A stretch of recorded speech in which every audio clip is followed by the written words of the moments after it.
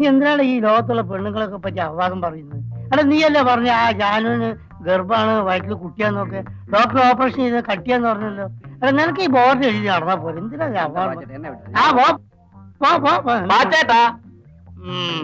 പാച്ചൂന്ന് വിളിച്ചാ മതി. എന്താ വാച്ചേട്ടാ?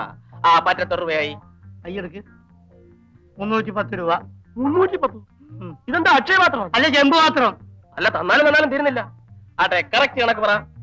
310 രൂപ 25 പൈസ. നിന്റെ ഒക്കെ കണക്ക് എന്റെ മനസ്സിലുണ്ട്. അത്രയല്ലേ ആയുള്ളൂ. 400 തികഞ്ഞില്ലല്ലോ. വാച്ചേട്ടൻ പോയി. ഇനി കട ഇവിടെ ഇട്ടേച്ച് ഞാൻ അവിടെ പോകണോ? അതല്ല വാച്ചേട്ടാ. ഒരു പാക്കറ്റ് വിൽസും ഇതേ 2 പഴവും. സപ്പോസ് പഴം ഇതേ തന്നെ വേണോ?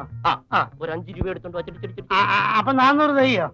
എടാ നിന്റെ തന്തയല്ല എനിക്ക് ഇവിടെ കട വെച്ചെന്ന് അറിയോ? എടാ മനുഷ്യനാലേ കുറച്ചൊക്കെ ഒരു ഇതൊക്കെ വേണം. സപ്പോസ് എന്തെങ്കിലുമൊക്കെ വേണം.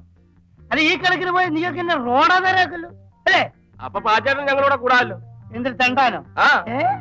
ചേടാ നിങ്ങളെ പറച്ചിൽ കേട്ടാതൊന്നും എനിക്ക് നോട്ടടിയാ തൊഴിലൊന്നും. എന്റെ കൈ കാശുണ്ടേ തരുവോ? ഇല്ലാഞ്ഞിട്ട് ഉണ്ടെങ്കിൽ തരുമോ ഇല്ലാഞ്ഞിട്ടല്ലേ എന്ന്. അപ്പൊ സപ്പോസ് ഉണ്ടെങ്കിലും തരില്ല. ഇങ്ങനെ വായും പൊളിച്ച് നടന്നാൽ എവിടുന്ന് ഉണ്ടാവും? കോളേജ് വെക്കേഷൻ അല്ലേ? ഒന്നുകിൽ വീട്ടിൽ പോവുക, അല്ലെങ്കിൽ സപ്പോസ് എന്തെങ്കിലും ജോലിക്ക് പോവുക.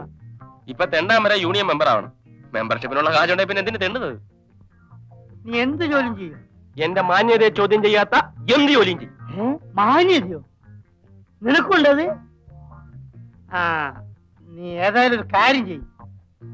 ഇവിടെ വന്നിരിക്കുന്ന ആ കിഴവേ മേജറില്ലേ, ആ പെൺകോന്തനോ, അയാളുടെ വീട്ടിൽ ഈ അല്ലറ ചില്ലറ ജോലിക്കൊക്കെ ഒരാളെ വേണം. നീ പോയിട്ട് അയാളെ കണ്ടിട്ട് വലിയ കാര്യമൊന്നുമില്ല, ആ തവണയൊന്ന് കാണും.